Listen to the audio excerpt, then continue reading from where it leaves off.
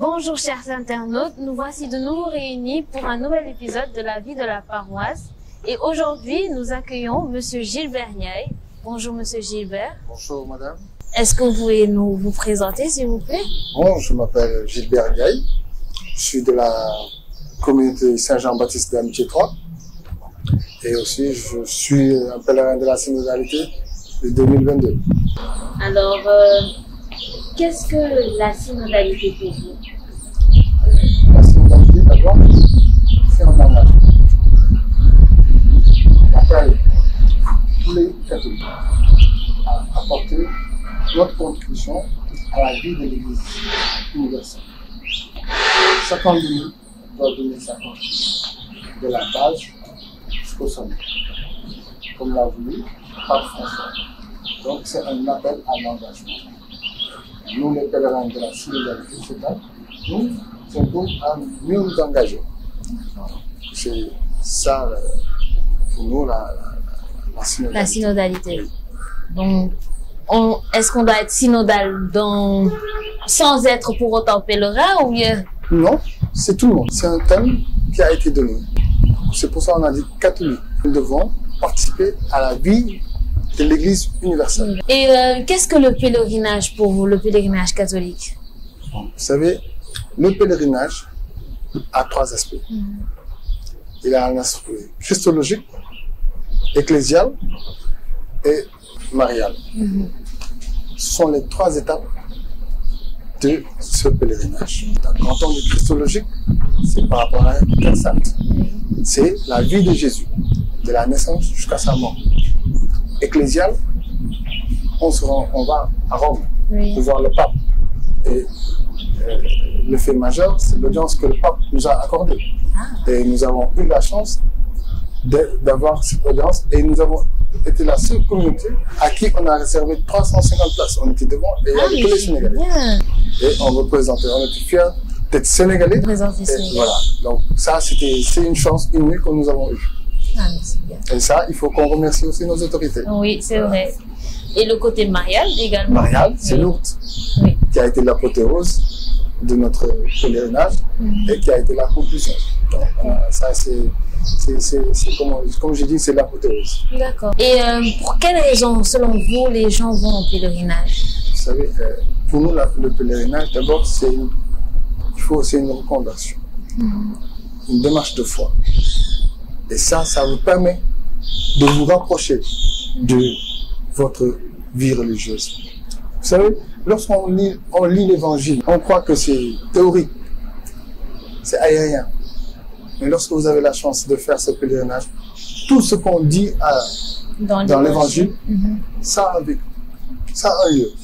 Tout, quand on vous parle de la transfiguration, et lorsque l'apôtre Pierre dit il faut qu'on fasse une tente pour Élie, une tente pour Moïse, et lorsque vous allez à la montagne, le mont Tabor, la montagne de la transfiguration, vous allez voir une église avec deux chapelles.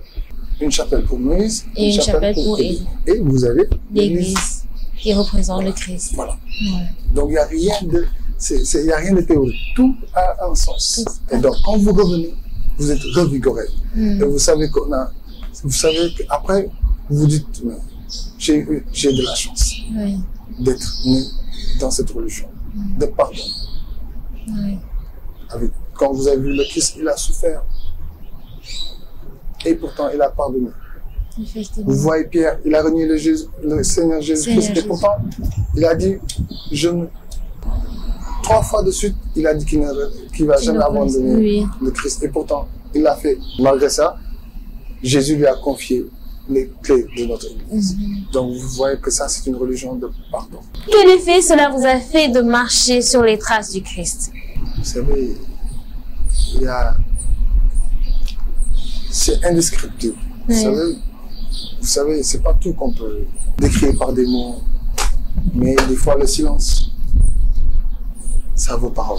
Et quand on a eu la chance de marcher derrière les pas du Christ, et ce n'est pas donné à tout le monde. Quand le Seigneur vous donne la chance d'être appelé et de suivre ses pas, lorsque vous revenez, vous devez être une nouvelle personne. Et depuis mon retour, j'essaie de changer, d'être artisan de mission, de participation et de communion. Et quel est le lieu qui vous a le plus marqué lors de votre pèlerinage? Ah, c'est Lourdes. Ah, Lourdes, vous savez, avant, on priait la Vierge Marie, on récitait je vous salue Marie, tout ça.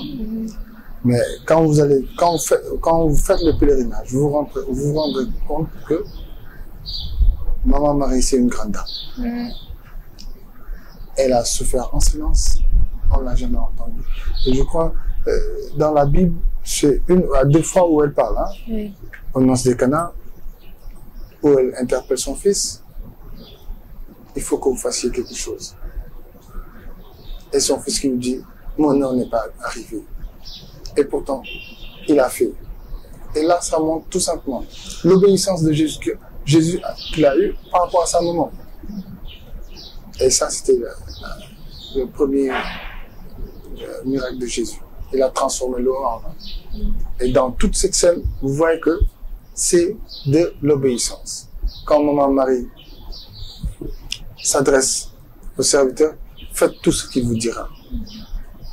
Si eux, quand Jésus leur a dit, mettez de l'eau, s'ils n'avaient pas mis, s'ils n'avaient pas obéi, ça n'allait jamais avoir. Donc c'est l'obéissance. Et cette dame, cette maman, c'est une grande dame.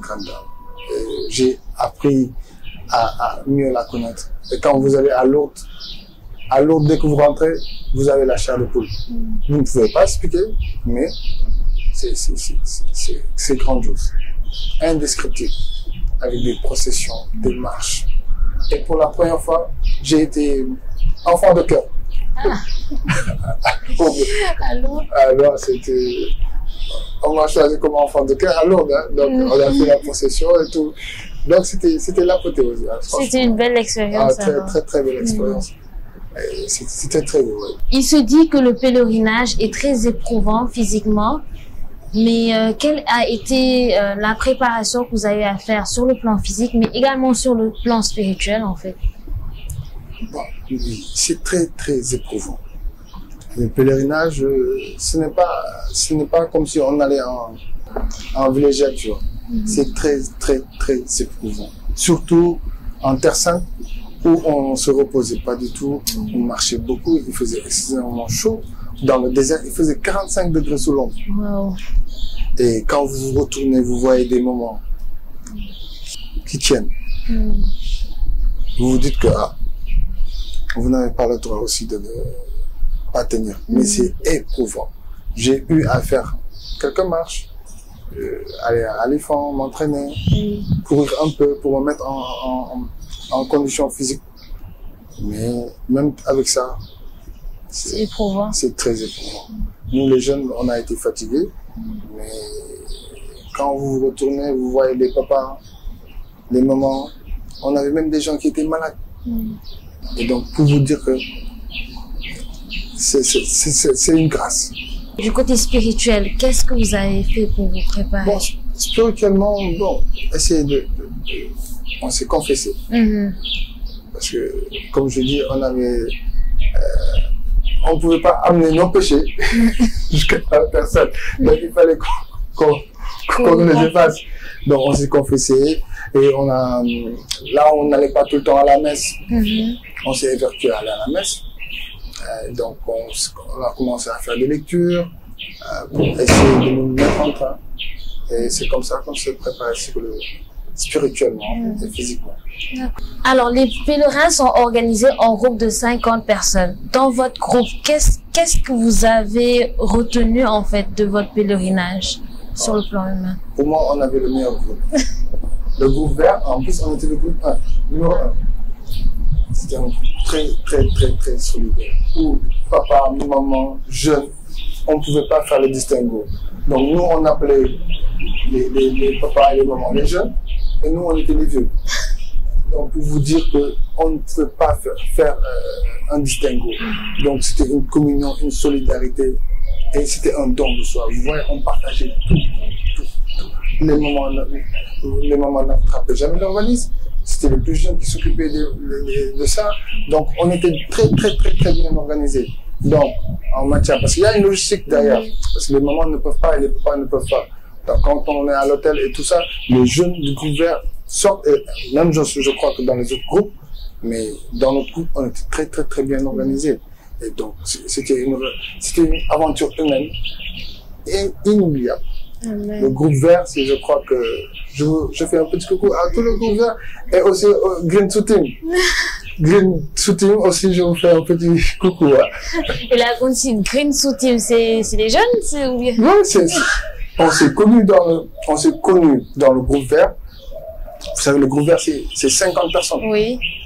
Et dans ces 50 personnes, il y a aussi des liens qui se tissent. Et on s'est appelé Green Shooting. Ah. Donc aussi, entre nous, on se rencontre. Hein, on fait peut-être, vous avez la maman tout à l'heure, je lui demandais, la fois dernière on s'est pas vu, on s'est raté parce que j'étais allé à une mission. On se rencontre, on se réunit, hein, donc on parle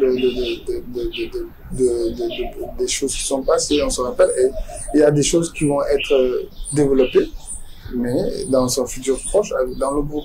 Amen. Donc c'est une aventure, on s'est connus là-bas, mais ça va continuer.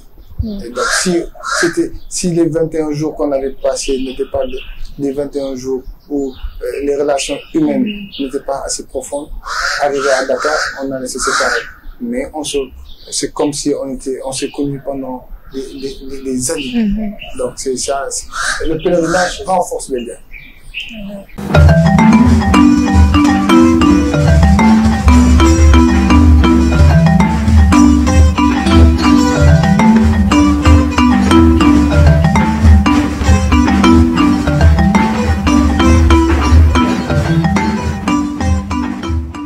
Nous vous rappelons que nous sommes en présence de Monsieur Gilbert Ndiaye, pèlerin de la synodalité. Que pensez-vous de cette nouvelle tendance? En fait, il y a une nouvelle tendance qui y a ces temps-ci, où après le retour du pèlerin, il y a une petite réception qu'il organise et tout. Qu'est-ce que vous en pensez?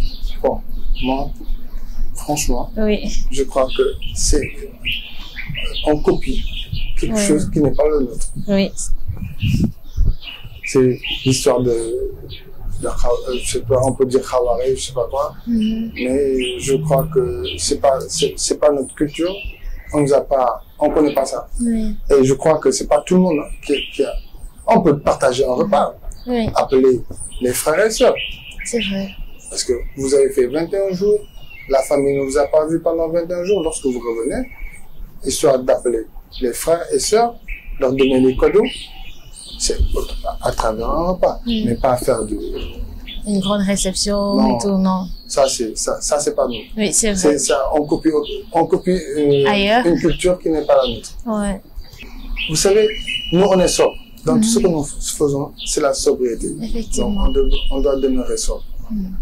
D'accord. Donc demeurons sobres dans ces invitations après le retour d'un pèlerin. Et quelle est est-ce que vous avez une anecdote sur vous ou bien sur un pèlerin que vous avez eu à vivre durant le pèlerinage? Vous savez, le mercredi, on s'est donné rendez-vous, je crois, la veille, pour qu'on nous donne les passeports et l'assurance et tout. Moi, je suis venu, on m'a donné mon sac. Bon, comme je suis très taquin, je taquine, et je laisse mon sac, je prends un autre sac. Je prends le sac, et dans le sac que j'ai laissé, il y avait mon passeport. Il y avait tout là-dedans. Donc, si vous n'avez pas de passeport, vous partez pas. Oui. Je prends un autre sac. Je m'en vais. Je laisse à mon frère ma voiture. Et le lendemain, quand il m'a ramené ma voiture, je m'habillais et tout. On s'est donné rendez-vous à 17h. À 15h, j'étais prêt. Je dis à madame, donnez-moi mon passeport. Cherchez. Elle m'a dit, où est ton passeport? Je lui dis, non, c'est dans mon sac. Elle me dit, mais dans quel sac? Je dis, bon, dans mon sac vert. Elle ouvre, elle me dit, rien. Je dis, mais non, c'est pas possible. Je dis, mais c'est dans le sac. Elle me dit, non, on n'a rien vu. Écoutez, je suis prêt, les valises et tout. Le passeport n'est pas là. J'ai transpiré. Le stress. Le stress. Et là, je me dis, mais qu'est-ce que je vais dire aux gens? J'ai dit à tout le monde, je pars. Je pars en pèlerinage. Le lendemain, on me voit. Pourquoi tu n'es pas parti? J'ai pas vu mon passeport. Alors là, je dis, hey! Bon, comment ça va se faire? Je regarde. On cherche, j'appelle mon frère, je lui dis, mais toi, apparemment, je ne trouve pas mon passeport, tu as perdu mon passeport. Il me dit, mais non, je n'ai pas fait, j'ai juste transposé le sac et je l'ai remis. J'ai dit, mais non, à demi, j'ai accusé. Mais on a cherché, tout le monde, toute la maison, mes frères et sœurs, tout le monde a cherché. J'ai dit, ça va être compliqué. À 30 minutes du départ, je ne vois rien. J'ai dit, j'étais résigné. J'ai dit, bon, je vais appeler monsieur Vincent Mendy, qui est le secrétaire général du Simple. Je lui dis, moi j'ai un problème. Il me dit, quel est le problème? Je lui dis, je ne vois plus mon passeport. Et je lui dis, pour essayer de se donner bonne. Je lui dis, non, je crois que j'ai confondu le sac. Il me dit, tu étais dans quelle salle? J'étais dans la première salle à l'école secondaire. C'est clair. Il me dit, écoute, attends, je vais appeler mon chef de groupe, qui était, on l'appelle, lui il m'avait envoyé un message là, mais j'avais rien compris. Il l'appelle, il ouvre le sac, il voit mon passeport. Il m'appelle, il me dit non, on a vu le sac, ton passeport est là-dedans. J'ai dit, pour me dire, si vous ne l'avez pas appelé, vous n'allez pas partir. Oui, c'est ça. Je n'allais pas partir parce que j'avais oublié mon passeport. Donc, si Dieu vous appelle, vous partirez. Qu'est-ce que ça va faire? C'est vrai. Donc, juste avant 30 minutes, Dieu, il fait des merveilles. Je suis pas possible. Oui, j'imagine. J'ai perdu des kilos. C'était compliqué. Tu vois, ma soeur, elle a cherché, tout le monde mais il fallait voir. C'était un coïboui, pas possible. Tout le monde dans la maison. Ça, c'est une très belle anecdote. Non, c'était compliqué. Oui. C'était compliqué. Surtout après devoir faire face aux gens. Oui, non, mais finalement, je suis pas partie. Voilà, pas mon passeport. C'était ça que, comme, vous savez, il y avait un truc sur la TFM. Oui. Comment dirais-je, le rappeur là, qui est malade. Oui. Il racontait une anecdote. Il dit, Lala Yoroa Konyo. Ouais, Lala Yoroa Konyo. Lala Yoroa mais heureusement, Dieu a fait grâce. Voilà. Alors, on arrive à la fin de notre interview. Et quel est votre souhait, votre appel que vous faites à la paroisse? Bon, pas à la paroisse, mais aux jeunes. Oui. Vous savez, lorsqu'on a été à la montagne de la tentation, Jésus a été tenté 2 fois par le diable. Et l'introspection que je me suis connue, nous au Sénégal, nous on dit qu'on est 5%. Donc ce qui veut dire que 94% de musulmans. Nous, jeunes catholiques, on est tentés chaque jour. Par quoi? L'argent, l'emploi. Si vous voulez épouser une femme, on vous dit il faut vous apostasier. Tout ça, c'est une forme de tentation. Donc nous devons résister à cette tentation-là. Croyons que le bon Dieu qui nous a mis au monde nous réserve toujours quelque chose de bon. Il faut tout simplement croire. Nous devons résister. Ce qui se passe pour les jeunes catholiques qui s'apostasient, ça c'est une nouvelle forme de tentation. Et on doit résister comme Jésus a pu résister. Si on n'est pas solidaire, on ne s'entraide pas. Vous savez, quand on parle de brebis égarées, c'est parce que nous ne fréquentons pas l'église. Il faut que les catholiques, l'appel que le pape a donné, synodalité, participer à la vie universelle de l'église, de la base jusqu'au sommet. La base, c'est nous, jusqu'au sommet, ce sont les prêtres et le pape. Donc, nous, jeunes catholiques, nous devons nous engager. Nous devons être des artisans de mission. Et ça, ce n'est pas que dans l'église, dans notre lieu de travail, partout où nous sommes, nous devons témoigner que nous sommes des artisans de mission, de communion, de participation. Et ça, c'est un appel que je lance à nous, tous les jeunes. Il faudrait que notre foi, on la fortifie. Il ne faut pas qu'on se laisse aller par rapport à la facilité. Nous sommes dans un monde où le travail est difficile. On vous dit, si vous allez dans les autres sectes, on vous donne un emploi.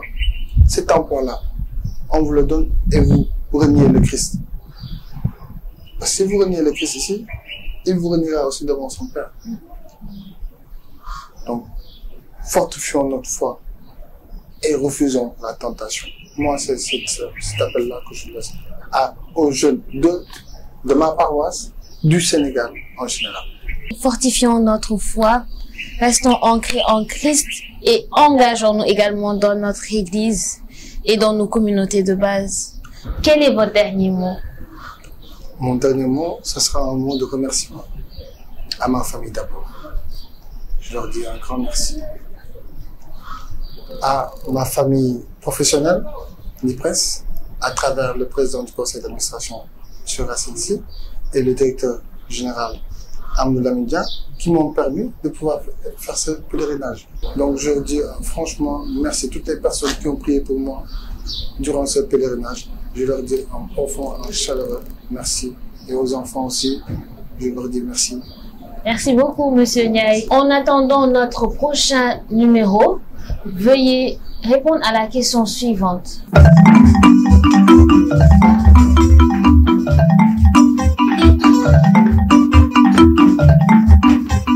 Merci pour votre aimable attention.